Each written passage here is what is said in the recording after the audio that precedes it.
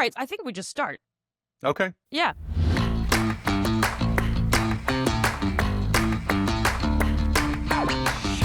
So you and I have known each other for a long time. We've talked about sitting down and recording some conversations between us about politics for years and years. We've done a few.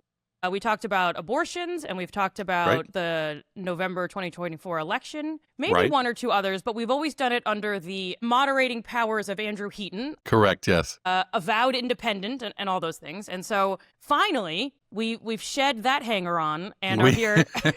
We've shaken him off. Yeah, dead weight. And we thought, why don't we just get to the heart of the misery going on in this country and talk across the old aisle? So why don't you say who you are, and then I'll say who I am.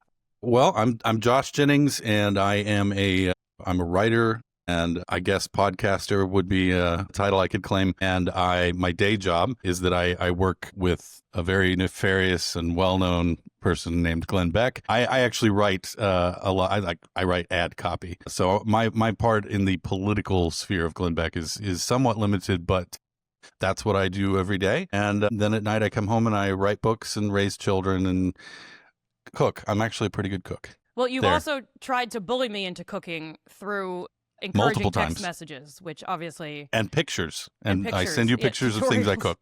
Yeah. And you are based in Texas. Correct. Yep. I live in Fort Worth, Texas, specifically in a town called Roanoke. Roanoke. All right. Yeah. There's a Roanoke, Virginia. Did you know that? There is. And unlike Roanoke, Virginia, I wake up every morning and my neighbors are still here. So maybe one day. Wait, what's happening in Roanoke? Are people leaving? No. The Roanoke, Virginia people disappeared. You don't know this story? No, I don't know it. Oh, well, first of many jokes to bomb during this conversation, Let's no go. doubt. Yeah. No, in I don't remember what year, but it was the late 18th century, I believe. Actually, it might have been the 17th century. But colonists formed the town of Roanoke, and when a later supply mission came, or more people came, basically, the entire town was deserted. They could find no trace of any violence or anything. Just the whole town was gone, and the only clue that they found was a word carved into a tree nearby, and it just said Croatoan, which, if I remember correctly, was maybe the name of a local indigenous tribe, or I don't remember for sure. But anyway, the whole town just disappeared, and there's never been a solution as to what happened to them. Wait, still to this day, we don't know? To this day, unless something's happened in the past few years that I didn't hear about, they don't know what happened to them. Okay. This whole let's heal the country and talk across, that's canceled. We're now doing a crime Now we're just podcast. doing history that neither of us knows very much about. Yeah. He can recall the headlines. I've never heard any of this. Yeah. Follow us through a mysterious journey of understanding. Let me educate you. Yes, exactly. All right. Well, we'll talk about our politics in a second, but I will say you're an excellent writer and a science fiction writer among other types of writing. And I also was impressed, I don't know if you want to talk about this, to find that you are an opera singer as well. I would say I'm a former opera singer. I was a music major in college, and I did sing some opera, but that was about 25 years, or no, I guess, 25 years ago.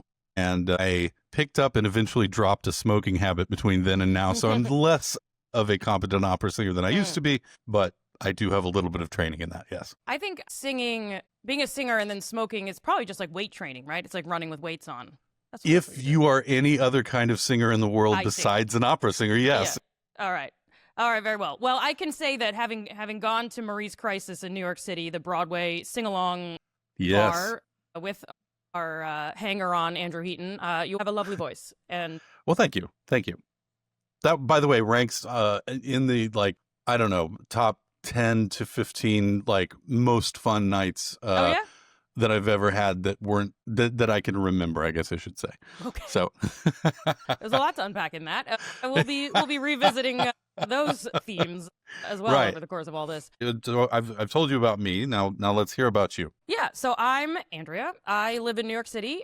I have 2 dogs and a boyfriend, partner. We're not married, but we've been together for 10 years. Living in sin. And I know that partner is the word, but more than once it's happened, well, a lot of times that I'll say, oh, and Jordan is my partner, and they think we're business partners. So I don't know what to call them. Sin companion is, I guess, the one Sin we'll companion. I love that. Yeah.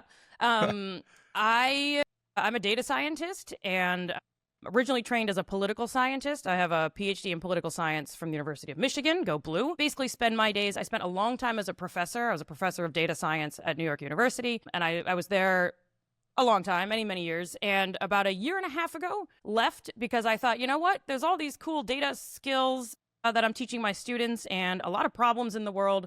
Maybe there are some ways that I can be useful and teach other people outside of the classroom to solve their problems through data. And so I do a lot of like consulting and speaking and stuff like that. And a lot of looking at the news and then rummaging around for data sets related to the news and not always finding them. But that's sort of what I'm up to. I think I also do stand-up comedy in the evenings and on the weekends. And once upon a time, I was a circus performer specializing in trapeze and fire. I do it a little bit every now and again, but less than I used to. Now, I have seen video performances, or at least still images, but I think video performances of you doing that. What I have not seen is video performance of you doing stand-up comedy. That's by design. Yeah.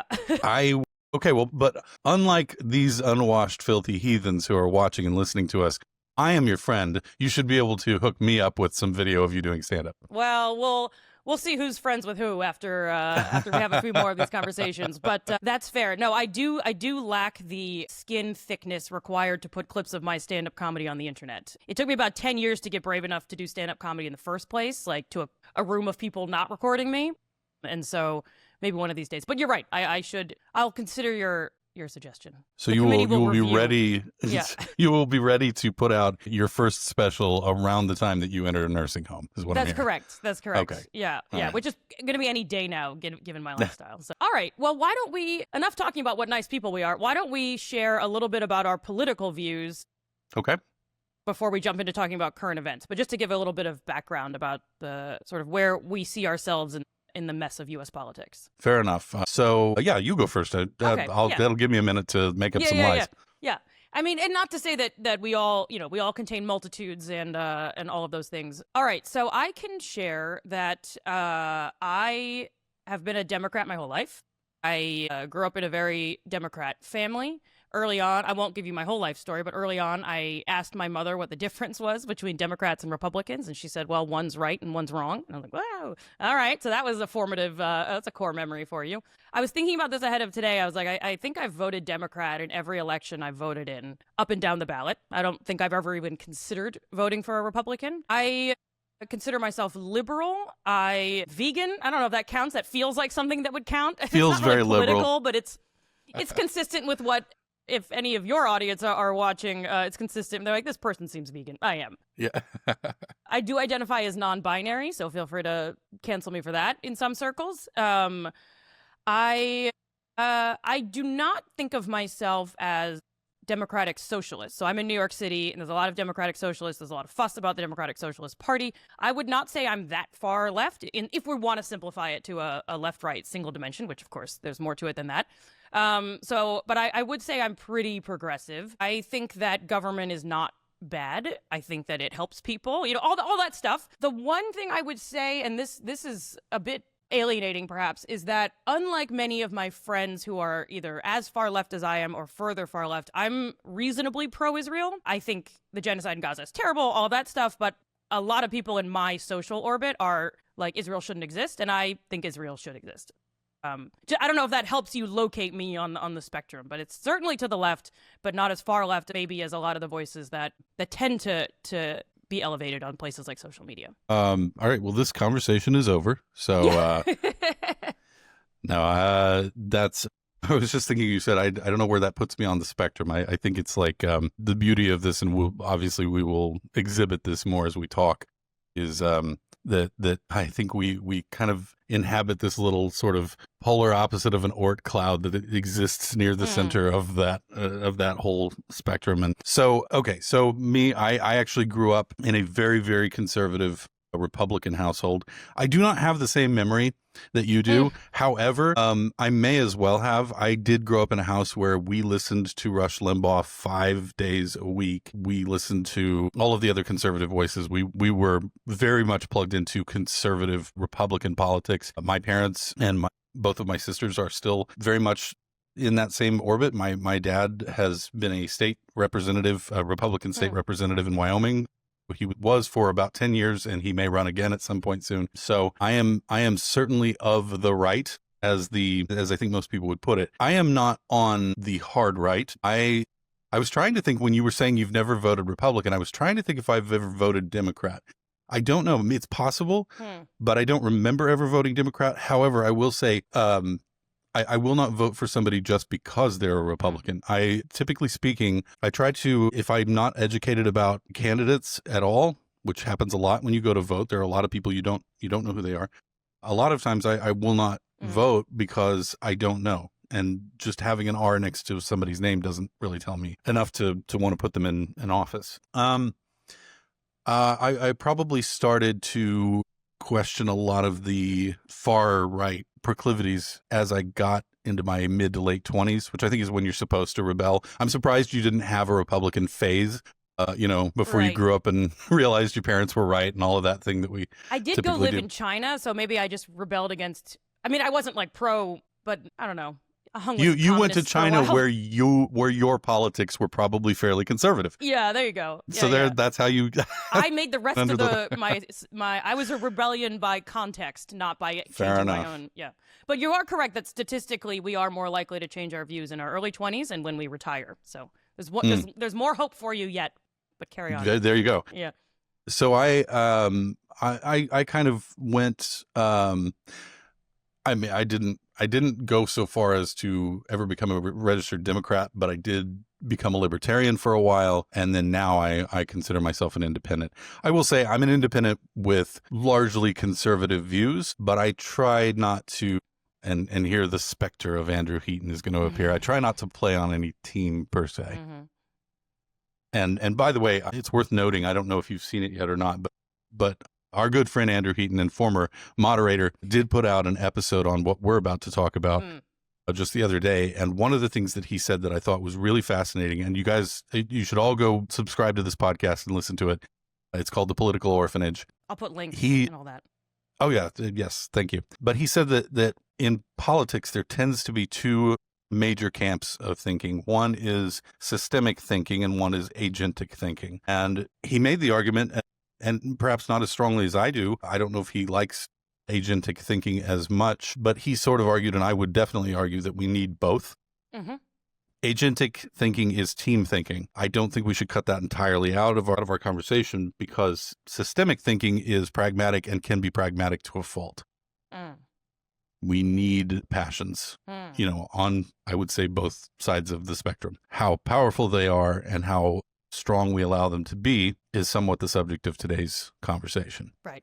I haven't read or I haven't heard that episode, but that's interesting you say that, because when I hear agentic versus systemic, I think, oh, okay, agentic is like individualistic, we make the best choice for ourselves and our families, and systemic is, the opportunities and constraints and things that I can do and incentives that I have to do with the broader social structure that we're in. And so in my mind, the overly simplified version of like the left's view is that the system and the structure is flawed, and the overly simplified version of the right's view on life is that individuals need to take responsibility for their own actions. But it sounds like you mean something else. Yeah, I think, and you would want to talk to him to get it, okay, his own words. But my understanding of it was he's using those terms somewhat differently. Yeah, that the agentic side is team playing. It's good guy versus bad guy, and then the systemic side is, let's forget the teams. Let's talk about what works, and then implement that. Got it. And Andrew, I very much respect Andrew. He's a longtime friend of mine. We've been friends for 2 decades and more. I think that Andrew's view is very hopeful, perhaps more hopeful than reality will allow. I don't think that we're apt to ever get to the kind of thinker's utopia that he is trying desperately to set up on earth before he has ascended into heaven. But I respect that he's trying, and I love talking to him about it. So anyway, that is, as I understand it, how he is framing that. Okay.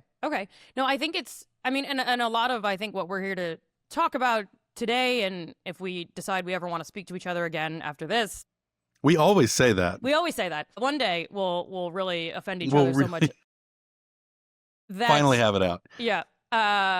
What was I going to say? So it's sort of making sense of recent news, both in terms of sort of what is each side saying, and again, we're oversimplifying the sides, what are the different perspectives and interpretations of the event? And then there's also the kind of setting aside our political views. I think we can all agree that we want to live in a peaceful society or whatever. So what are the policy things that would get us there? So, all right. So, we were finally motivated to sit down, the two of us, in a recorded fashion because of the horrific events of a few days ago, as of the time of this recording. And I'm referring to the assassination of Charlie Kirk, who is so I hadn't heard of Charlie Kirk until Thursday. So you tell me if I've got this right, but he is a widely known and I think respected and influential right-wing conservative commentator, and in particular had a lot of traction with younger voters like Gen Z. And generally, his views as I understand them are very antithetical to my own views, but nevertheless, I don't think anyone should be killed for their views. Anyway, before we get into all of that, I thought we would maybe walk through the events, not in gory detail, but Sure. just to say that you and I consume very different media. I try to get outside my bubble, and I know that you do as well. But Right. even in our little bit of texting back and forth where you were like, well, there's this aspect of it, and I was like, I'm not hearing about that, and vice versa. Yeah. So maybe we kind of come to a shared understanding on the events and where we are to the point of this recording, which is Sunday, September 14th in the morning, and go from there. Does that sound all right? Yeah, absolutely. Okay. Well, before we By get the way, into, I would say your categorization of Charlie Kirk, or your description of who he was is accurate. Oh, all right. Is he someone that you knew or followed or anything before? I did not follow him. I came across a lot of his videos, in reels and things like that. I'm very, very much aware of him. I have met him once briefly in a business meeting of all things. Like, it wasn't even anything political, but and he was a nice guy, but I literally spoke to him for like 15 minutes. So That's a long time. it's long compared to zero, but it's we didn't talk about anything of substance. We were talking about, it was ad copy stuff. So I'm aware of him. I'm very close to people who were close friends with him. That I would say that I have a lot of secondhand grieving going on because I am very sad I'm sad for him. I'm sad for his wife and children. I'm sad for my friends who are very broken up about this. So yeah, that's about the extent of it. I'm well aware of who he was. I'm aware of his organization. I guess I'll break it down a little bit further. Yeah, please. Yeah. So one of probably the primary thing that Charlie Kirk was known for is that he would go to college campuses, and he had essentially not televised, but a recorded program called Change My Mind.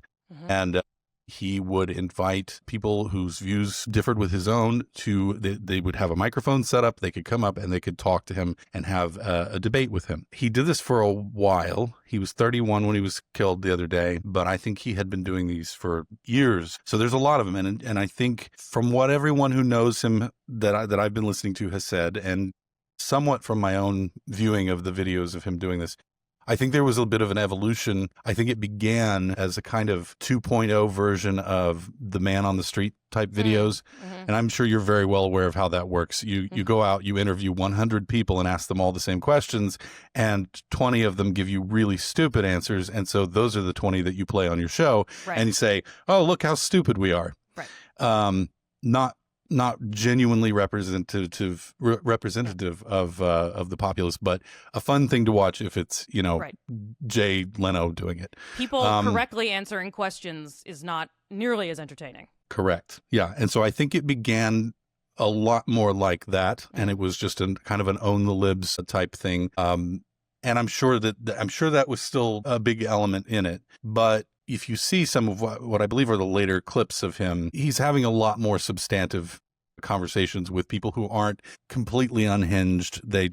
They're coming from a different point of view, and they're talking things through. And there are some genuinely good conversations. I actually do recommend you or anyone who's not familiar with them, go watch some of them. Some of them are going to leave a bad taste in your mouth. He was, not to speak ill of the dead, but he could be fairly arrogant at times.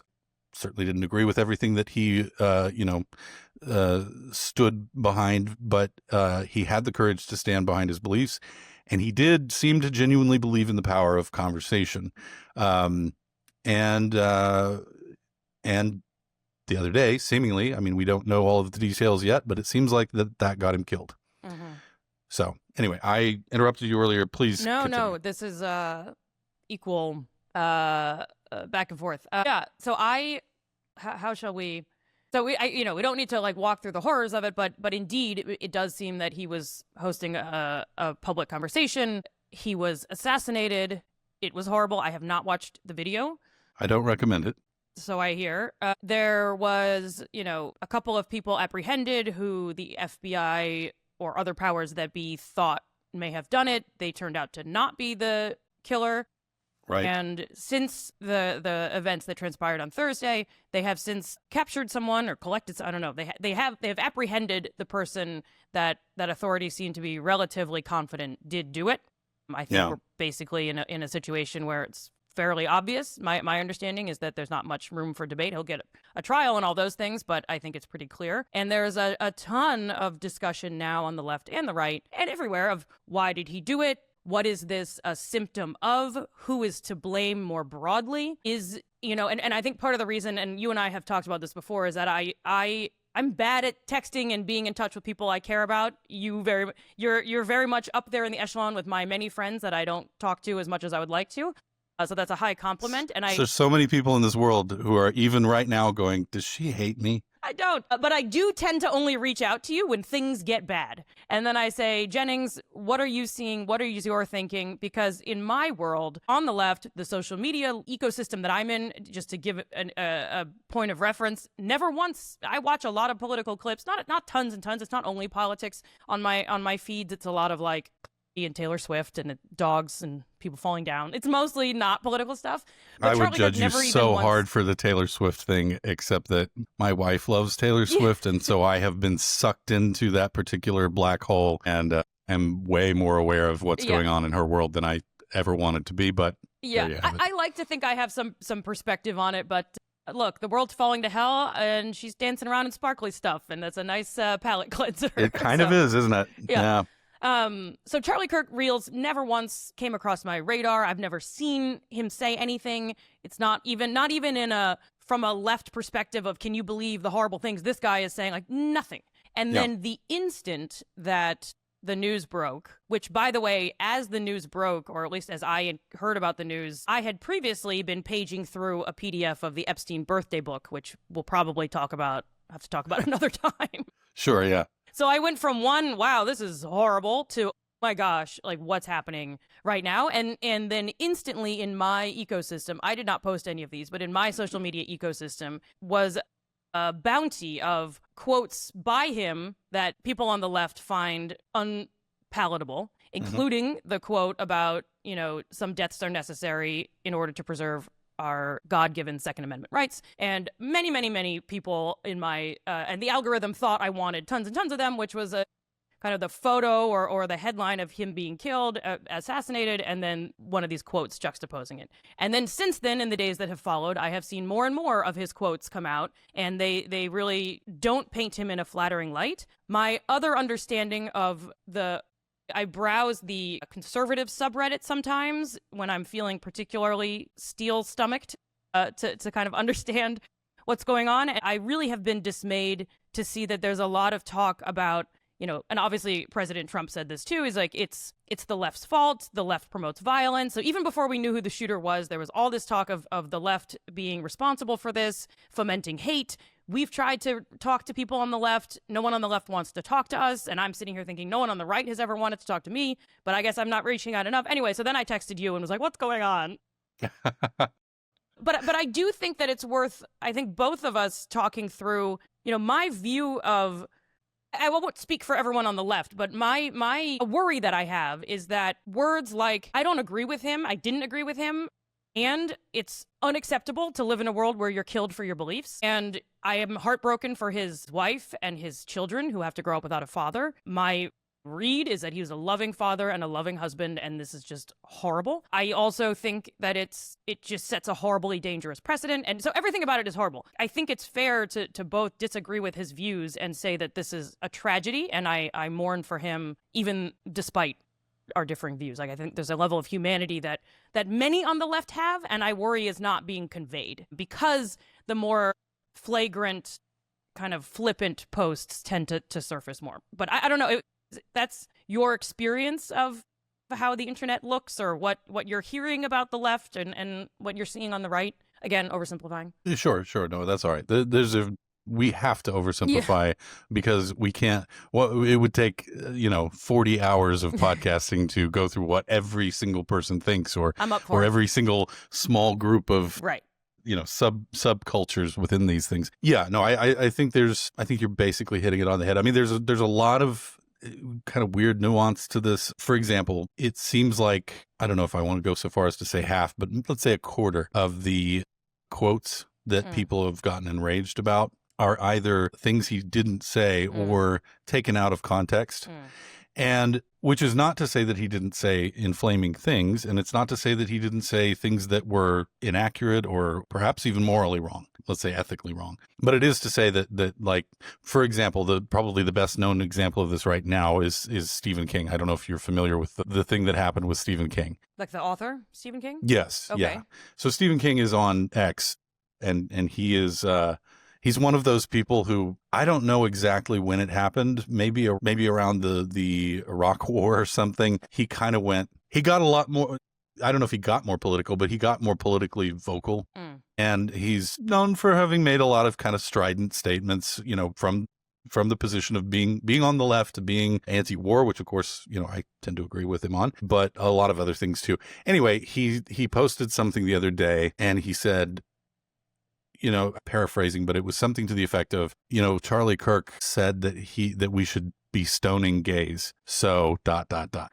So then a day later, maybe even less than a day later, it was pointed out to Stephen King, I believe on X, that in fact he did not say that. In fact, if you read the full statement of whatever the transcript of what event he was doing, he was actually saying that is a view that we should not espouse anymore. That is how things were dealt with in the ancient world, but in a modern world with, our religion having, let's say, grown up or something, we should not be doing that. So it was the polar opposite. Right. And Stephen King, like a mensch, goes on X and commits the ultimate sin of apologizing and saying, I was wrong. And this is crazy making to me, but everybody on the right who used to complain about cancel culture immediately just landed on him and was like, yeah, it's not good enough, and he'll never see my comment. I'm sure it's buried among millions, but I posted on there, said, thank you for apologizing.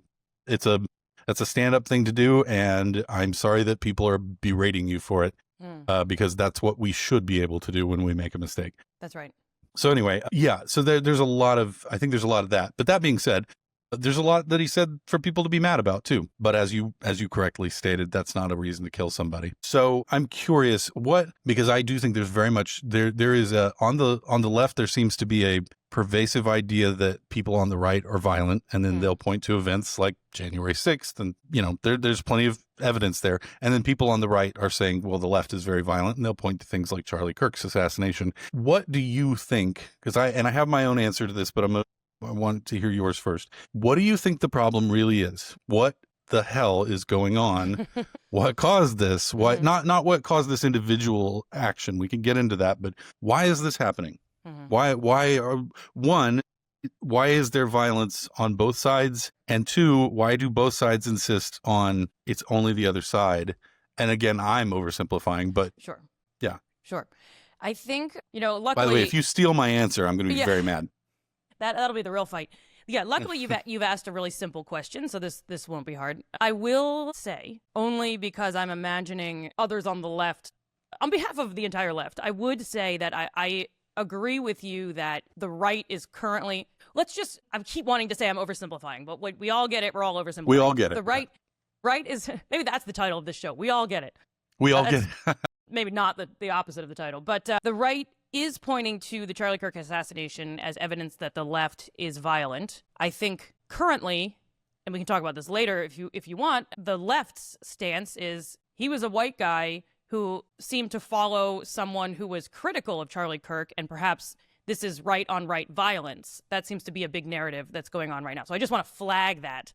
Yes, that's definitely been thrown out there. I believe they're called groypers. Yes, that's right. Yes, right. And I don't know what that term comes from, but I'm aware of it. I did learn that they have a little frog emoji, which is concerning because I use that on Slack with a client. I'm like, what am I a part of? Oh, no. So that's something to unpack on a separate matter. Why do I think this is happening? Here's the shortest version that I can muster for the sake of not talking for the next 2.5 weeks. So some of the research in political science that I am most interested in, I have not done this research myself, but I have followed it, is that when you try to actually measure polarization among the American people, we tend to look for it in terms of ideological polarization. I'm super pro-abortion, you're super against abortion. I'm super pro-guns, I'm super... Obviously, not quite in that language, right? It turns out among the American people, it's less, and this is a vast oversimplification as well, but we're less ideologically polarized. Most Americans are somewhere in the middle and want common sense gun control and maybe some limitations on abortion, but generally a woman's right to choose, whatever, like kind of messy middle, and we're not in agreement, but we're not that far apart from each other on a lot of issues. Right. It's really, that's different from leaders. Congress is super ideologically polarized, and we can talk about that separately, but among American people, with some exceptions, we're generally more in agreement or closer ideologically on a lot of policy issues than is talked about in the news. But the reason we all think that we're ideologically polarized is because of what political scientists call affective polarization, which is to say that the left and the right absolutely hate the other side. So set aside what we think about what should happen in the world, what would solve the problems. We don't trust each other. The left thinks the right is hypocritical, uninformed, selfish, you name it. And the right thinks the exact same thing of the left. So I think one of the things that I've been thinking about over the past few days since the assassination on Thursday is, okay, this is affective polarization in action. If you have an in-group and an out-group, I am on my team, you are on your team, something bad happens, who better to blame than the other side? That's going to be your knee-jerk reaction no matter what's going on, whether that's politics or, you're playing a sport and you're like, the other team was cheating even though my team couldn't get it together or whatever, right? Like that's going to be, I'm not in sports, so that's a terrible analogy. But I think that's actually maybe the best analogy I've ever heard, because even I, who am not also, I don't follow sports at all, but if I am watching a game that I have any skin in whatsoever, and the team loses, while I would never actually act on this and even say it, but there's that little part inside of me that's like, well, the ref didn't call all of the things that was supposed to be called on the other team. And that's ridiculous. Even if it's true, it's ridiculous to have that as a default setting. Yeah. But it's there. 100%. And in fact, there is smidgens of research that I saw maybe 10, 15 years ago or longer that basically, if you measure, evaluate sports fans watching the same game, they will walk away from it with a different narrative of what happened, depending on what team they were on. And so that mixed with the visceral emotions, the fear, the anger, the concern about our families, our communities, our safety, all the things that are wrapped up our political identities, like take all of those dynamics. I have some family members who are very emotional about sports, orders of magnitude more intense when you enter the political sphere. And something as absolutely horrific as a person being executed in front of, or assassinated in front of thousands of young people and all over TV for simply, it seems like, saying things that we don't agree with is going to set anyone on fire, and you're instantly going to look for someone to blame. Now, I will say, I think that a couple of things, so I think that's kind of built into, you could ask questions. Why are we like this? Why do we hate each other? There's broader, and I think we don't fully understand this, but there's the social media effect, where I think we are hearing the voices of the most extreme, which is part of why I think you and I have wanted to do this project, because we have different views, but I'm not super far left, you're not super far right, but those are the voices that are amplified. They're amplified because the algorithms reward eyeballs and clicks and engagement, and things like anger and anxiety increase engagement, and so those voices are, and being moderate, just like you were saying for the man on the street interviews, being I wouldn't even call myself moderate, but being sort of, I don't know, I think we could probably talk this through, like, that's not interesting boring content. Yeah. Like, people are probably bored right now. By the way, I want to just pop a pin right in that, because we have a tendency, almost just as a axiomatic presupposition in this day and age, that the algorithm is to blame. We blame the algorithm. No, the algorithm, it set itself to you and to me and to everybody else, to what we want. It's a mirror is what it is. Maybe an amplifier. Absolutely. But yeah, that's a very good point.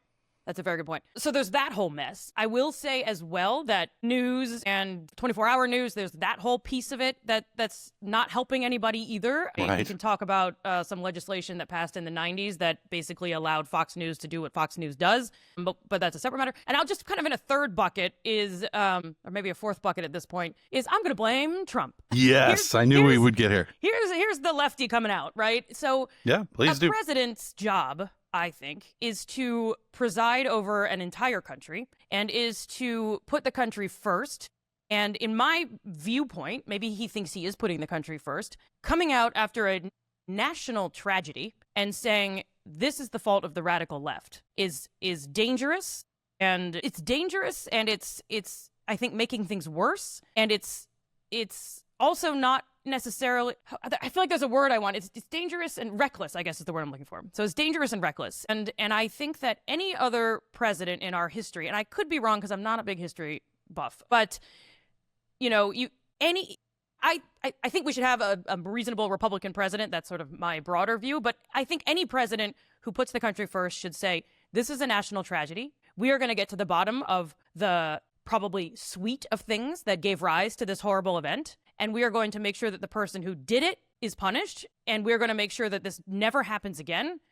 And we're going to sort of set aside our partisanship and try to solve this problem so that this is a country where we can speak our views and we can disagree without a risk of being killed for them. Instead, he comes out and he says this is obviously this side's fault. And I think that is very dangerous. I would actually agree with that assessment. I thought you were about to say no other president in your lifetime has made similar statements. And that I would have to argue with, because as recent as our previous president, I feel like the polarization probably rises and falls throughout the decades and centuries in the history of this country, but it is certainly on the top side of the wave and has been for a while. So yes, I tend to think that it's reckless as well. The president is meant to be a uniting force, and his own personal opinions aside. Actually, you know what I would take as a second best from the president, because he was friends with Charlie Kirk. Mm-hmm. They were actually close. I would take the president coming out now and saying, I was extremely upset the other day because a close friend of mine was assassinated. And I used language that, as the president, was not particularly uniting. It is my job to unite this country as best I can, and so I would like a second whack at this. I would respect that. I would be shocked and I would respect that as well. Yeah, I would also be shocked. I don't think it's probably going to happen. And, if anyone who has listened to us talk in our previous conversation about the 2024 election knows that I'm not a fan of everything that Donald Trump does or says. In fact, I'm far less of a fan of everything that Donald Trump says than I am of what he does. And I don't like everything he does. But I'm in agreement with you on this. That I don't think that the language surrounding this was particularly good coming from him. I do think, I'll tell you what, I'm going to... Will you tell me why you think we're in this situation? Yeah, yes, I would love to hear. And you did not steal my answer, although I think everything you said computes and probably will dovetail with what I'm about to say. I'm just going to use a little bit less refined and harsher language for it. I think that this the problem of violence as it erupts in the, let's say, socio-political sphere, you can chalk it up to ignorance and intransigence above all. And I mean that on either side of the political spectrum. And to be honest, I think it exists across far more of the spectrum than I would like to think. It's just that it doesn't radicalize to the point of violence, except out toward the ends. Most people I talk to about any given issue, whether it is, let's just confine it to history and civics. Just those two small topics. Yeah. Right. Wildly ignorant of the world in which they live. Of the system in which they live, how it came to be, how it is maintained. And there are people, and our friend Andrew Heaton is one of them, who would say that that's largely a good thing. People should not have to think about politics. And I wish that were true. I'm not sure that it is. And I might have this debate with him sometime, because it's an area where maybe we diverge a little bit. And as a result, if you have an empty well, what ought to be in there is a firm understanding of who you are and where you came from and who set up the world that you live in. And I don't just mean the founders of the country and you've read the Constitution, although that's a good fucking start. Maybe read the document that you're constantly quoting or talking about, or that you want to throw out, or whatever it is you want to do. Yeah. Maybe be familiar with it first. Yep. Fair. Yeah. It's to me, when you have that open well and there's nothing filling it, you're going to fill it with something, or you're going to allow somebody else to fill it. And that manifests in a lot of different ways. And I guess I'm being a little pedantic here, but like why? And I'm guilty of this. I assume you're guilty of this too. I wish I was not. I wish I could tell you that I don't do this. But why do we doom scroll? Yeah. I was about to be defensive. I'm guilty of nothing, but I am guilty of that. I do it endlessly. Why do we do that? Why do we do that? I could every moment that I spend watching videos, a tiny, tiny fraction of a % of which do me any good in the world. Yeah. When I could be spending that reading a book or writing a book or, right. or don't get old fashioned like us old folks. Don't read a book, like read something online, but actually something of substance. Like an article or a PDF. Yeah. Yeah. I mean, there's a lot of nonsense in PDF form. I mean, this may be a separate conversation as well, and we can cut this if you don't want me to talk about it, but you and I have both discussed separately that we have ADHD, and I do think these phones are particularly bad, or at least I think I increasingly suspect that my bad relationship with my phone compared to other people's relationships with their phone, which aren't great, but I feel particularly easily sucked in, and then you get up 6 hours later and like the sun has set and you just feel worse than you've ever felt about the world. I think the dopamine hits and all of that is a piece of it. I do think as well that, I mean, you have children, I got some stuff going on. Like, we do notice that we feel better when we're not doing those things. Absolutely. And maybe we need to your great analogy about the well, like what else can I put in that well, or can I put a book on top of my phone? I did buy a box, like a lock box to lock my phone in, which I try to use so I don't just check it. But no, I think that's we're I think you raise a good point, which is we're not particularly incentivized to be thoughtful and educated. And part of that is it's like trying to eat well when your kitchen is filled with cookies and candy. Right. Yeah. And so into that world we must pour, or into that well we must pour something. Yeah. And I think what gets poured is it is that reflection with a magnifier that you referred to, is the algorithm. Most of us are online to one degree or another, and we get our news from online. And by the way, as I understand it, and you might know the statistics on this better than I do, but I think the overwhelming amount of news, as we would put it in scare quotes, is absorbed on social media now. It's not even the mainstream media sources anymore. Or if it is, it's being filtered through Facebook or X or maybe Instagram. I don't know. I get I'm a lot old. on Those Instagram, three are the only ones I know. Yeah. You trying to tell me you're not on Blue Sky, Jennings? I'm not. I'm also not on Truth Social. Okay. So I feel like I get a pass. You get a pass. I'm not on either one either. But no, I think you're right. I mean, it varies by demographic and various other things. But in general, you're right. And even if it's pointing to an original news, kind of capital N or a legacy media source, it's being put in front of our eyeballs through the venue of social media, which means it's tapping into all the things that we were talking about with ourselves and the algorithm. And it's headline politics. It's headlines, back to what you were talking about with the man on the street. It is clickbait. It's what is the headline? I'm going to read that. I'm not going to read any further.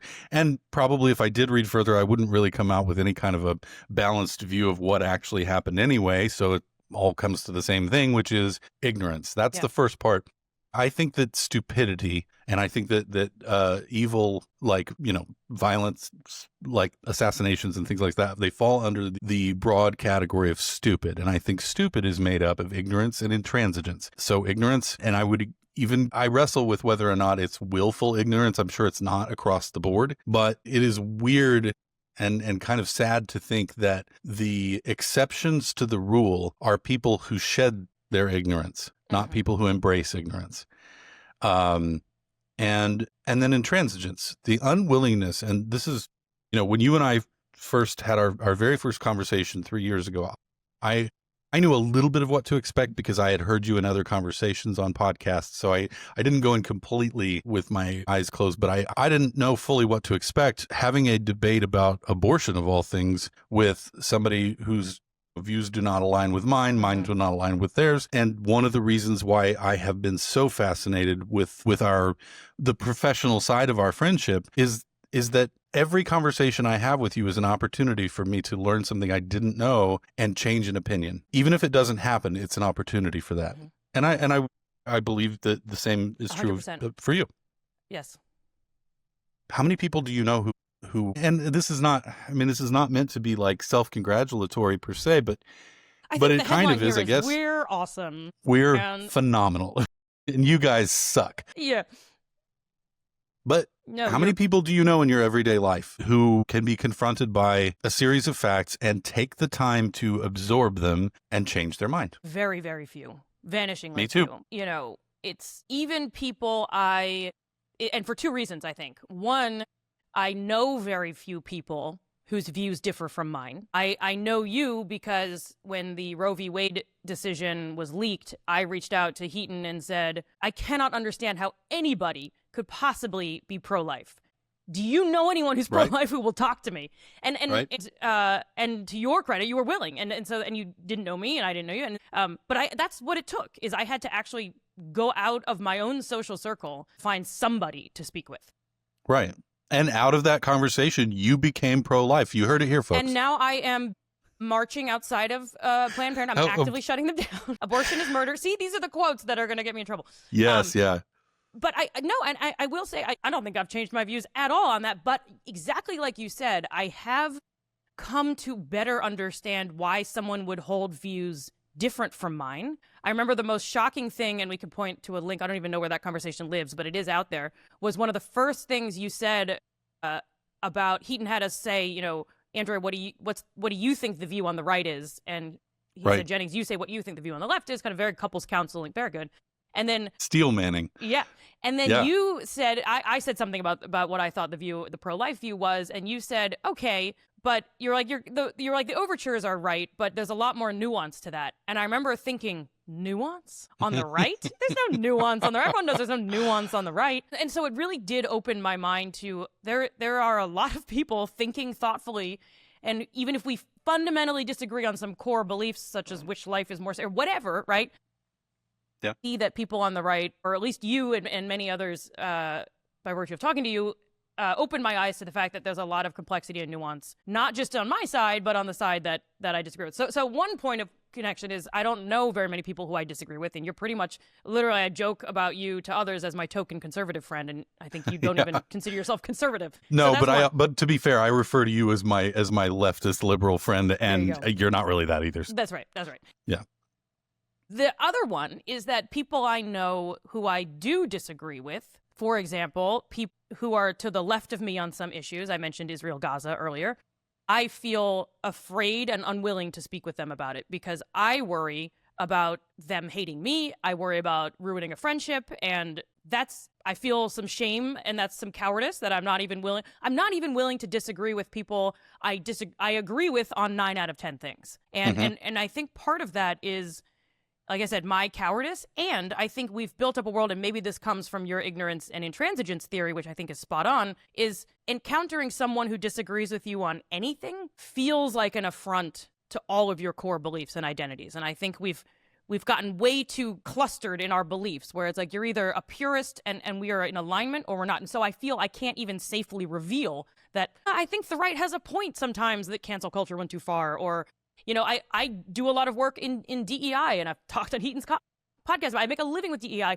and I think it's been misused in a lot of places. And so you say those things, and you're immediately shunned from your own group. So that's, you know, people are going to be upset to find out that I'm even talking to you. I've brought you up to a number of my friends who are very plugged into conservative politics.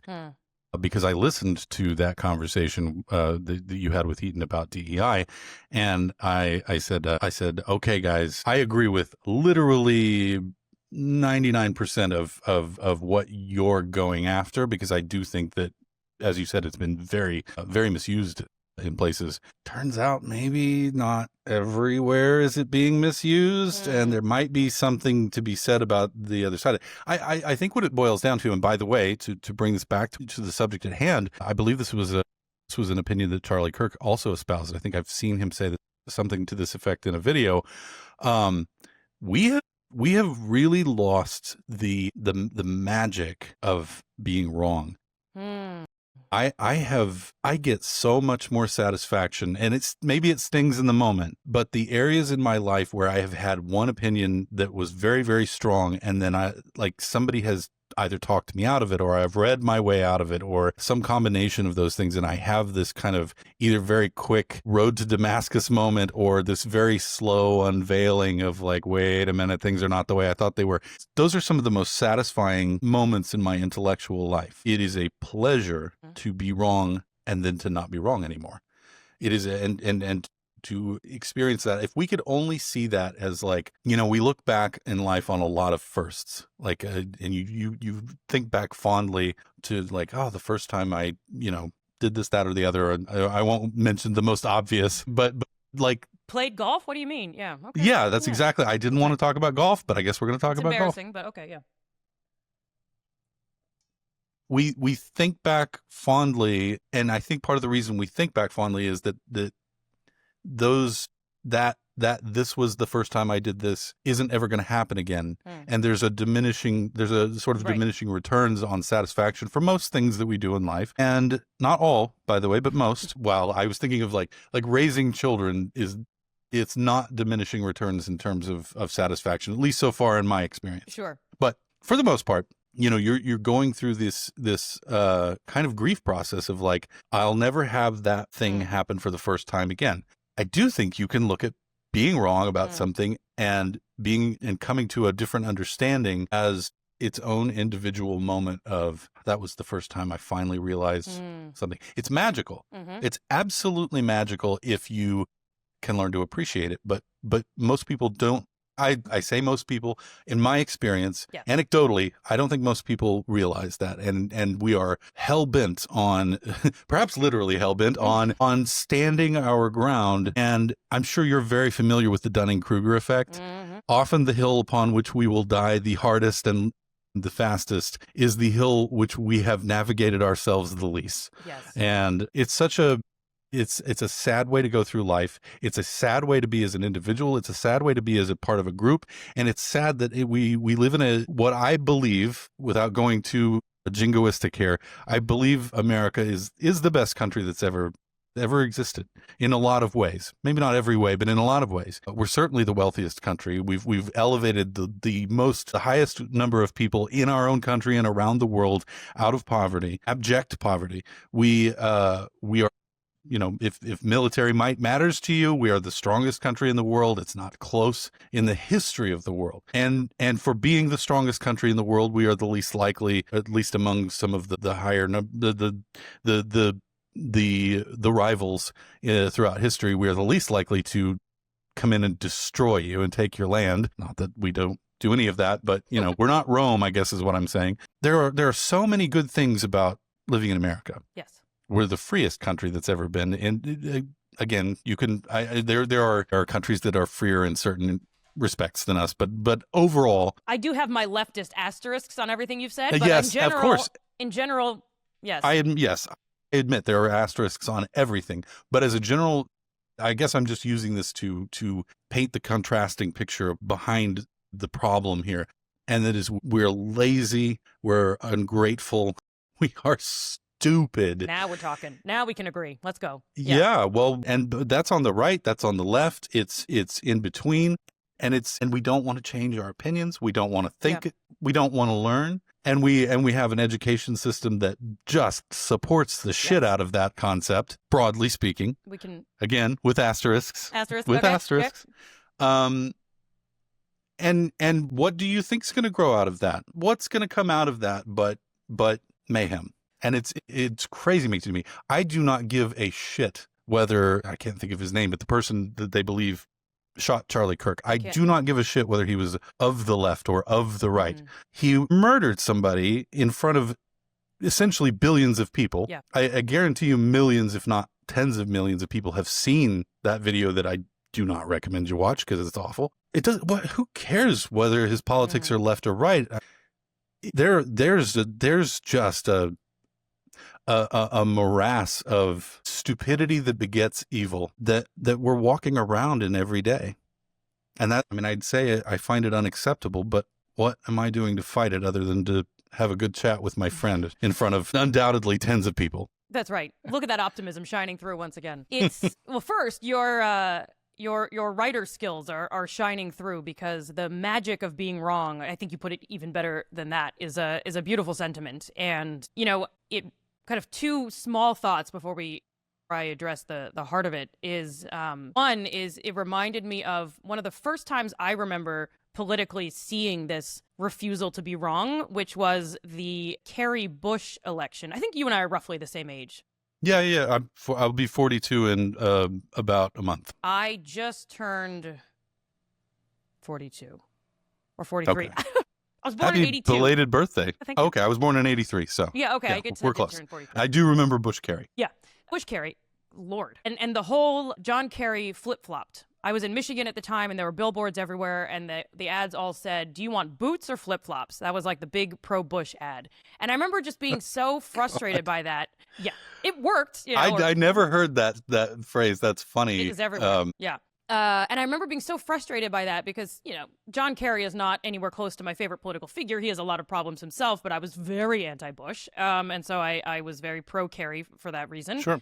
And I remember thinking, well, you know, set aside the particular example of I was for it before I was against it. I was like, don't we want politicians who change their mind?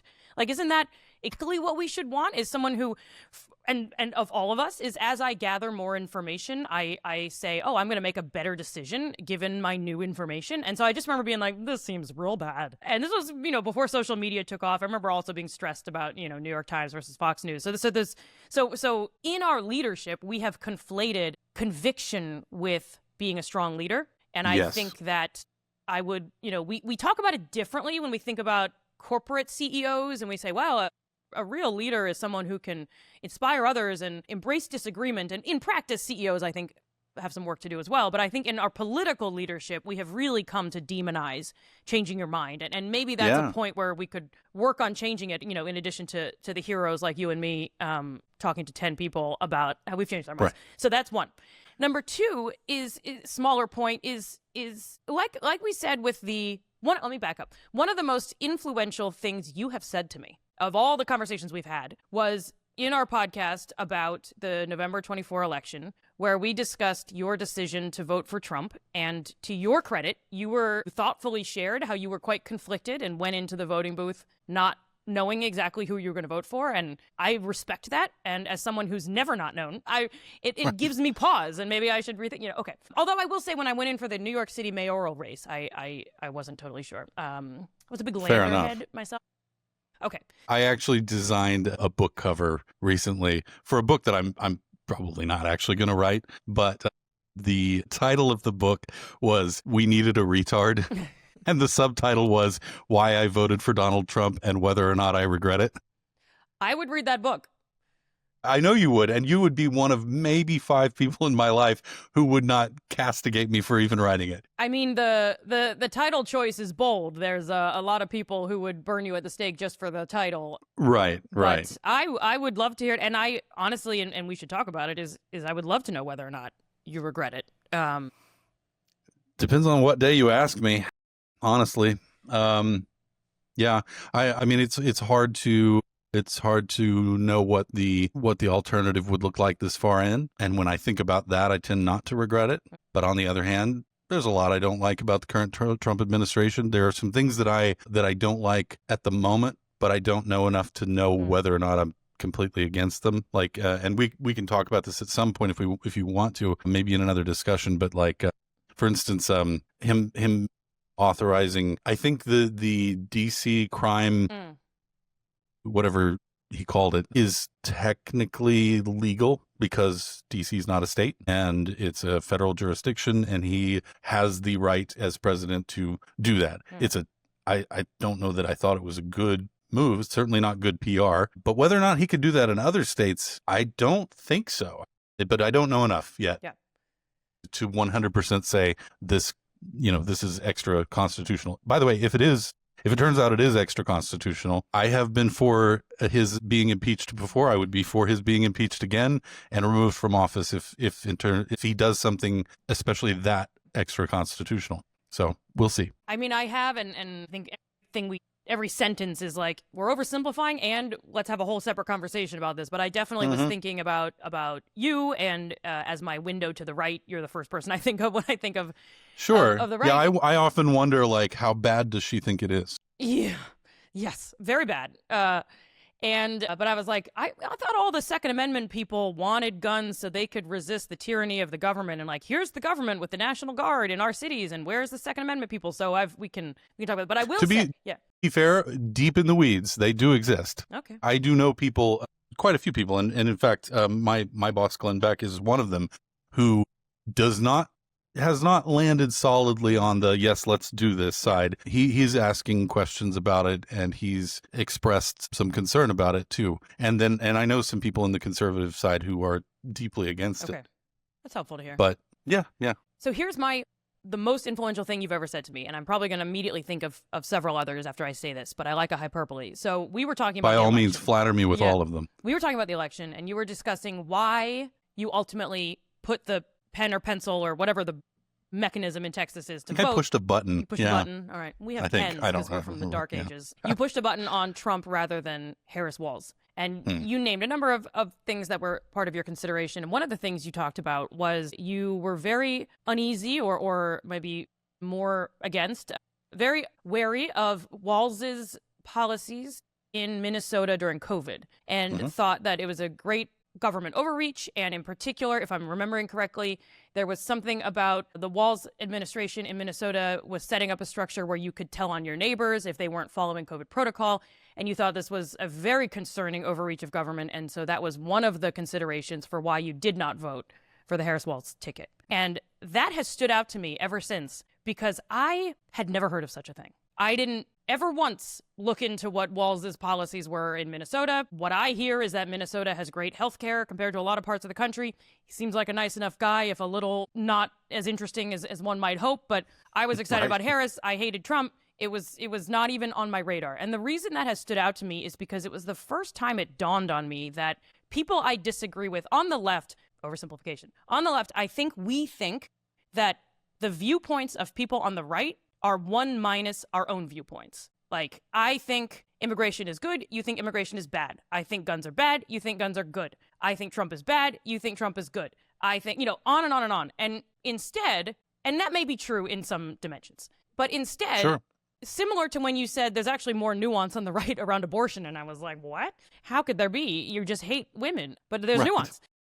It can be both. We can hate women and want fetuses to live. Yeah, the magic of hating women. I think we can all we're not even, it's not like I was like Harris Walzer. It's not like I think Trump is bad and you thought Trump was good. It's that you were thinking about something totally unrelated to what I was thinking about. Like, we're just in totally different information ecosystems. So it's not just that because when Trump won, so many of us on the left were like, how is this possible that so many Americans hate gay people, hate women's rights, hate anyone brown? Like, we just jump to all these things. And it's people to the left of me right now, if they're watching this, are screaming at me because they might say that any vote in that direction, regardless of the reason, is harmful for brown people, women, blah, blah, blah, blah, blah. But your reasoning, which, by the way, is what the people on the far right are saying about the left too. Say more about that. Any vote for, like, if you vote for a Democrat, you're automatically voting for evil. Ah, yes. There is just, it's that teamwork thing. It's that we're the good guys, they're the bad guys. And so even if you get the occasional bad guy who's maybe not so bad, but if you vote for him, you're supporting all the rest of them. And so you're contributing to evil. Right. Yeah. Right. I think that's what you're saying. I've been on other people's podcasts and referred to speaking with you, and they've said, why would you ever talk to someone who hates us, who does something horrible? And I think to go even further back and get back to Charlie Kirk, I think even as I'm saying this, and I don't have my mind made up, but I am hearing in my head voices, again, generally roughly to the left of me, saying no death should be justified.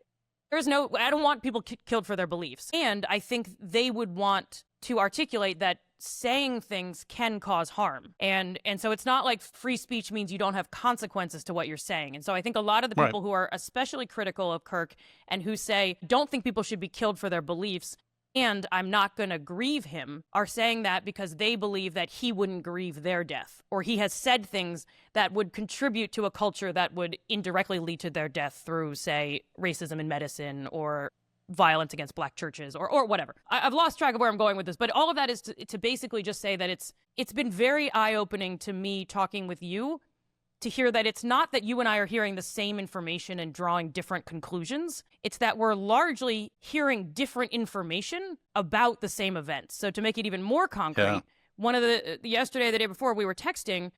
When I came crawling back to you, I was like, things are bad again, Jennings. Like, let's talk. Is you were the one I said, well, it looks like the shooter is cisgender, white, from a conservative family, a MAGA family. And you said, yeah, but there's also evidence coming out about what's on the bullet casings. And then you helpfully explained what a bullet casing is to me. Oh, that's right. Which I had some sense of what was going on. You had a sense of it, yes. Everyone knows it's your fashionable carrying case for your bullets, like a pencil case in school. And a bullet clutch is a different thing, but it's in the same family. Yeah. And she's, who are you wearing today? I'm wearing the great bullet clutch from the NRA fall line. I'm wearing Browning. Yeah, I can't even name. So all of that is to say, and I want to hear more, like, I'm going to stop dominating the conversation for a second, but it's just to say, like, that's not even news. And then I went looking for it, and I could find it. But then I also found news that the inscriptions were not about transgender, and they were about gaming things. And which I was going to say, since our conversation, that update has come along, and I'm glad you brought it up because I was going to bring it up. Like, turns out maybe the transgender aspect of it was not a thing.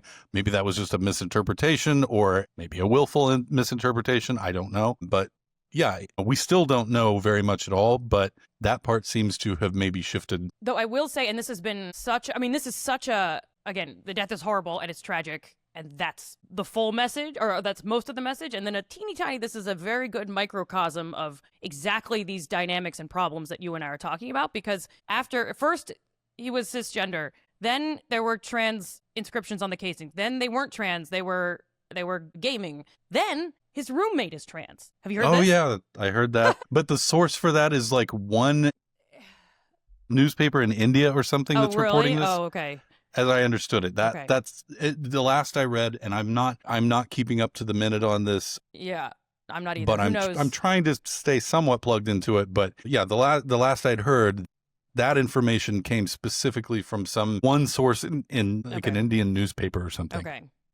Wow. So who knows? All right. I'm surprised maybe that wasn't a top real, headline. Maybe it's not. Ultimately, it shouldn't matter to us, but I mean, it should matter in the sense of both sides need to have their wrists slapped when things go bad under their watch. Not even under their watch, if we must live in this polarized society with, two main contenders, you need to police your own, and you need to understand that there will be a loss of social credit when you fuck up or someone on your team fucks up. I mean, it's just accountability. Deal with it. Yeah. Yes. Yeah, absolutely. And not accountability in the sense that the right isn't responsible for somebody shooting somebody. The left isn't responsible for somebody shooting somebody. However, you are the ones who are filling those empty wells in people's heads. So maybe fill them with something better. Maybe learn from it and fill them with something better. And if it's not your team this time, it probably will be next time. So get out ahead of it. Start filling people's heads with better things. It's also unlikely that it's the case that we are only influenced by our own team, because our team is reacting to the other team. And so it's, yes, we take responsibility. And we haven't talked about the murder of the Minnesota lawmakers a month or two ago, which many on the left are also saying, well, where's all the national mourning around that? And so... Which, by the way, I agree with. If you're gonna put flags at half staff over Charlie Kirk, I was astonished to learn the other day that the White House didn't do that. With the Minnesota, and I'm also ashamed to admit I don't know much of anything about that. Yeah. I mean, I will admit, Charlie Kirk was a larger public figure by far, and he was murdered in front of the world. Yes. So those things have to be taken into account. But nonetheless, I'm with you on that, I guess is what I'm saying. I mean, I think the lesson here for everyone, not just Americans, is if you're going to get murdered, do it in public. And then you'll get the respect that you Yes, see. absolutely. So we could talk about this for 1,000 years, and I hope we can have more conversations. But I'm curious to know what you think we do about all of this. Like, what do you want to see come from this event? I mean, we've talked about some themes here and there, but I would love to hear you say sort of what is your hope for how we handle this event? Perish forbid, hopefully there will be no other events like this, but other violent events, political ugliness, anything you want to put in that camp. Like, so what would you like to see, and what do you think we can do to maybe start to fill the well with something a little bit better? Yeah. Well, first of all, and this is going to sound like I'm championing the right a little bit, but I'm not exactly. I will I hope... leave this stream right now. my hope... finger is on the escape button. I hope what I'm actually cheering is a weariness on the part of the American public at large for this kind of thing. And that is to say, I think we're already maybe starting to do it. One of the first things that I noticed was how many, well, we'll say liberal to left public figures in the news media, in government, just in the world of celebrity in general, how many of them immediately came out and said, this is not the answer. You had I think there was one anchor, somebody Dowd on SNBC, Matt Dowd maybe is his name. He was fired because he said, well, this is essentially Charlie Kirk's fault. He didn't say that strongly, but he said it strongly enough that MSNBC fired him. Yeah. And I'm not necessarily championing the firing of people. That might be another wrinkle we might want to iron out here. But there does seem to be on the left a large recognition that this is absolutely not the answer. And then on the right, I think I saw a meme the day of, and the meme said something to the effect of, the fact that no cities will burn tonight will tell you everything you need to know. And to, at least so far, several days after this event, we have not burned down any cities. To my knowledge, the reflexive snapback from the right seems to be largely things like people putting together, which I think is awful, a list of people that have gone on TikTok or Facebook Reels or whatever and said various versions of they're celebrating that Charlie Kirk was shot, and just sending that video to that person's employer to try to get them fired. Jeez. Which is a shitty thing to do. I don't support that, but I've not heard of any actual violence being committed, which frankly is a little astonishing. I hope it stays that way. I hope that enough of the right has its shit together to go, this is a teaching moment, or this is at least a learning moment for everybody. I kind of welcome the idea that Charlie Kirk might be, and this is not a value judgment on any of his beliefs or anything, just in terms of how the public sees him, that Charlie Kirk might be our generation's Martin Luther King Jr. or Bobby Kennedy. America has its pantheon of saints, and many of them are martyrs. In fact, probably most of them are martyrs. So interesting. And that's how you get canonized into American sainthood. Again, get murdered in public. It's the only way. Pretty much. At the very least, do it in the house, just to be clear. Yeah. This is terrifying. At the very least, do it in a theater. Mm-hmm.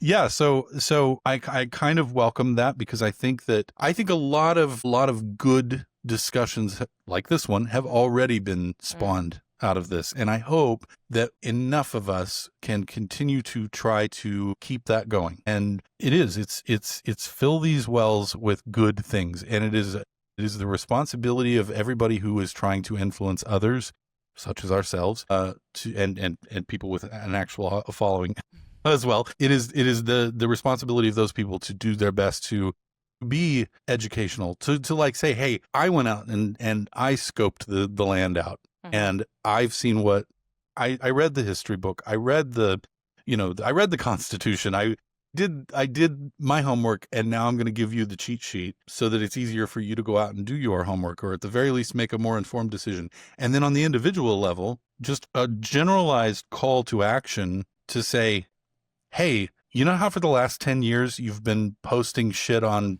YouTube or posting shit on Facebook or whatever, and you're just regurgitating the same stuff that you just ate, and you didn't even take the time to taste it. You just are sicking it right back up. Let's not do that anymore. why don't you sit down and have a gourmet meal and think about it for a while and then tell me about the notes in the wine and tell me about the, the various spices you could taste. And maybe this place will be a little bit better if we're all kind of sweeping up after ourselves, to mix metaphors. I like it. We're keeping a tidy kitchen as well as a one filled with That's right. savory and sweet aromas. Are we the gourmet meal in this case, or maybe? I feel like you and I are hors d'oeuvres Okay. of some sort, Okay. but tasty hors d'oeuvres. Sure. What's the word from fancy restaurants? Amuse-bouche, I believe. Yeah. Yes, very nice. Thank you. Do you? I was literally going to. It's funny that you bring up a French term. I was literally going to tell you about. There was a. Do you remember the Charlie Hebdo shootings Yes. years ago, because they dared to put a portrait of or picture of the Prophet Muhammad in their magazine or whatever. There was a movement after that called Je suis Charlie, and now Oh. there is a movement in America called Je suis Charlie. And I was it made me want to ask you, like, do you speak French at all, or are you familiar with? I speak a tiny bit little. of French.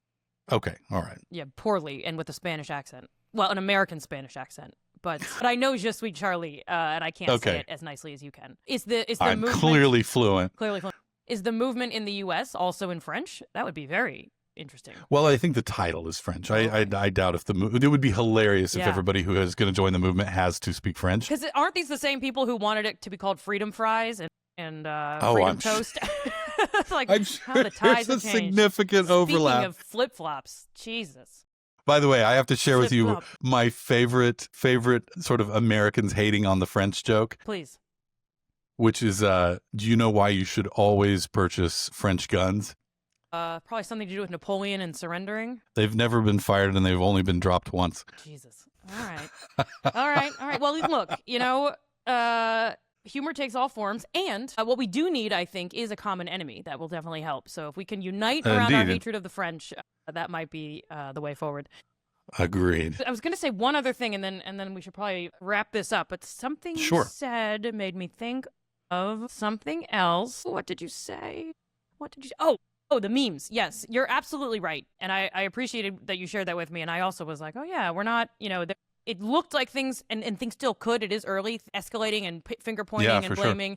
And, who knows what will happen tomorrow, because the news in this country is relentless and fast. But you're right. The fact that there does seem to be a hold, or I don't want to say a ceasefire, but for now, knock on wood, it's not, Yeah. not as epically horrible yet as I feared Yeah. it might be, and that is a hopeful thing.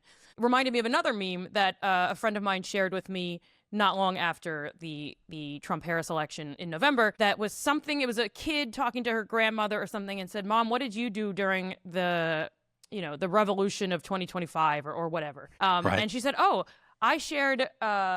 What was it? I shared a number of fire memes with a circle of like-minded friends. And you're like, yeah, like that's what we're doing. Like we're agreeing with each other and we're amping each other up, and we're just completely losing touch with anyone who doesn't agree with us. And I Yeah. think in general, you're wrong about most things. And, Likewise, my friend. and you're a nice person and a good friend, and you care about this country, and I think it's worth it to. I learn a ton when I talk with you, and I hope that Same here. people have found this somehow vaguely informative or humanizing or something. Yeah, everything you've said, I pass it right back to you as well. I value our conversations. I value our, once a year text conversations, or but especially when we get together and can have a conversation around something substantive like this. I do. I learn something too, and I get out of. I try not to be in a bubble, but I know I am. We all are to one degree or another, and this. It expands my bubble and it makes me more aware. It also, I think it broadens my sense of compassion for a group of people that I'm not as plugged into, because I do have undoubtedly still, I certainly grew up with biases that were not always fair. Certainly not always true of everyone in Group B. And so it is nice to be able to step over onto that side a little bit and get some perspective. And I do that every single time that we talk about stuff. So I appreciate that. And for those of you watching and listening, sorry, we haven't been talking to you. We've been talking to each other mostly. whether you agree with everything we've said today, disagree with it, or whatever, take the spirit in which we are doing this and use that as your own torch. And I think there's some really valuable things, like learn to embrace being wrong, and not embrace being wrong, embrace becoming right about something that you've been wrong about. Right and wrong feels like the wrong terms for it. Even it's just enlightened versus ignorant of something. Right.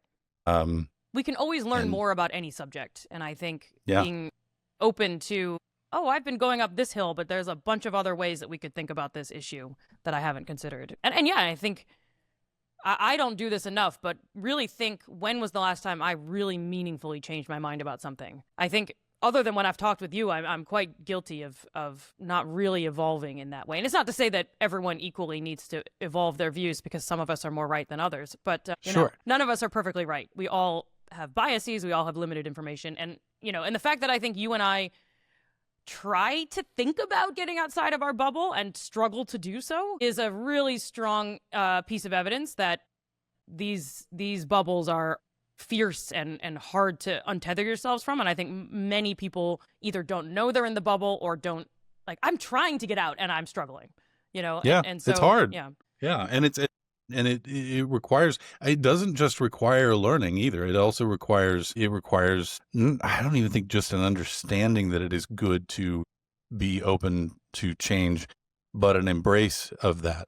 I wouldn't want to be, as to bring up Heaton again, Heaton once described himself as having been so open-minded that his brains fell out for a while. And I don't think you want to be that, but there's some level leading up to that is better than the level that most of us are at. Yeah. That we should aspire towards. And I do think as well that it's understanding where someone is coming from does not mean agreeing with them, and it does not mean endorsing their ideas, but I think we can we can understand. I also just want to flag before we go, and we can cut this if you want, that you are in a room of guns, filled with guns. And I am, yes. Before we started recording, that was among the more jarring parts of today's conversation. So, and I think that you and I can have a very productive conversation about guns, and I hope we will soon, even if we deeply disagree about those. You might be surprised, actually, and I look forward to that conversation as well. You might be surprised, for a person who does own quite a few firearms, you might be surprised at how open-minded I am toward arguments from the other side, and that I am somewhat conflicted on aspects of that debate. Well, we'll have that conversation maybe next, maybe. So were you trying to get me to flash my piece on video? Is that what you were like? You wanted me to show a gun? It's very jarring. Avert your eyes, fellow leftists. If you want to right. show, but you don't. I do own firearms. This is we're sitting in my office. Since you brought it up, I'll give a brief overview. I turned. And you can't see it from here, and I'm not going to show you because right now my office is a mess, but this is my office. The majority of my office is styled in the 1940s. You've seen pictures. I have like the old time desk and the typewriter on the desk and the candlestick phone, it's curtains for you, buddy. Mm-hmm. Like that's the style of my office, but I needed a place where I could put all of my 21st century stuff. And so I created this little nook. You're actually seeing the back of my bookcase here because I created just a little miniature office within an office. And anyway, that's what it's supposed to be. But then we've been moving stuff around in my house, and my wife informed me that she did not want my guns in the room that I was previously keeping them in, and so they have to come into my office. And so they are very slowly migrating here. But if you want to see one of them, to be especially like jarring to everyone, this is a hunting rifle. This is actually the same caliber of rifle as what was used in the assassination the other day. I am sorry to say, I have never used this. Yeah. As a weapon of assassination. Do you use it for hunting? I don't know if I've used that one hunting or not. I hunt very, very sporadically. In fact, at this point in my life, I really only hunt when I am in Wyoming with my dad, because that's kind of my dad's favorite thing in the world is hunting. He's a big hunter, always has been. I am less big on it, but I will go with him. I don't know if I've used that gun hunting or not. You just use it to intimidate people guns. On YouTube. For sure. Yeah. It's working. Yeah. No, that's wild to see. Yeah. Well, thanks for the show and tell. Come visit me in Texas and I'll let you shoot it. I have some gloss. Like, I don't know what this is. Jesus, how scary are you going to get in this video? Yeah. No, I will definitely come to Texas. You've come to New York City, and we've gone to gay bars, so I might as well go to Texas. I won't hunt, You but I got to will shoot guns. a gun. No. Yeah. I would, like, if I ever get a vegan to shoot a deer, I don't know, what is that? Like, immediate, like, you win. Whatever it is, access you win. Yeah.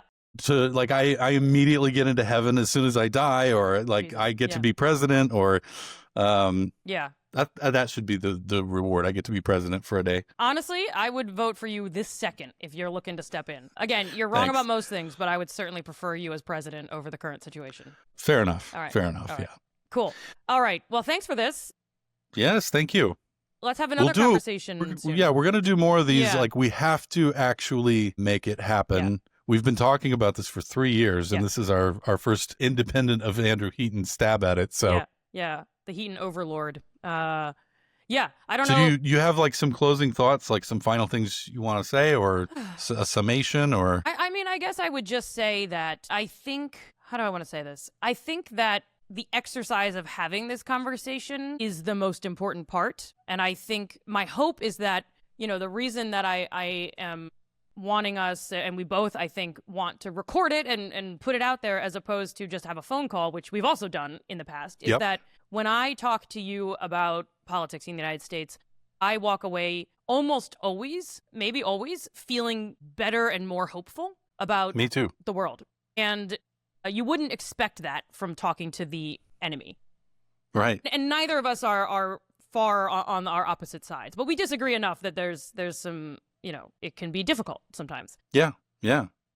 But I do think, I don't want to make it seem like, we are healing the world by simply showing up. But I do hope that this is an invitation to others to talk with someone you disagree with and learn that it won't kill you. And it might even improve your thinking. That said, I want to also flag that, and this is maybe some of the left's own internal problems, is that I'm not pretending to represent the left. Many things that I have said or that you have said and I have not added on to you or corrected you, there are a lot of people who would be very upset and I think would have a very strong case for being upset with the fact that I am talking to you, and would say that, some of the normalizing ideas that are harmful to certain groups of people is itself a dangerous thing to do. And so I don't share those views, but I want to acknowledge that they're out there. And I think that, someone recently told me that in his work, he thinks that if you get people on the left and the right mad at you, you're perhaps doing something right.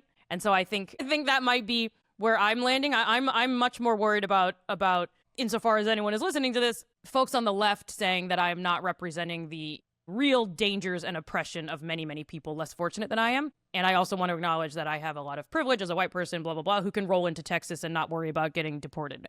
So the left are you sitting on indigenous land that you need to acknowledge real quick? I'm not that level of left, but I do think those are very silly and perhaps counterproductive. But I do realize that I'm starting to just chant my privileged lefty stuff. But just to say that there are I understand that some of what we're talking about is people in this country would feel that even my doing this is putting them in danger, and I want to acknowledge that I'm aware of that, and I still think it's worth it to do this, I guess is what I'm trying to say. I would say, obviously, maybe not obviously, but I don't think I would get anywhere near the same pushback from people on the right, but it depends on the people too. Yeah. I mean, of course, there are people, I do have a few people in my life who every time that I mention I'm going to talk to you, the crucifix kind of comes out, and I guess my side of that is to say, this is a far, far better way to handle things. And we can set an example so that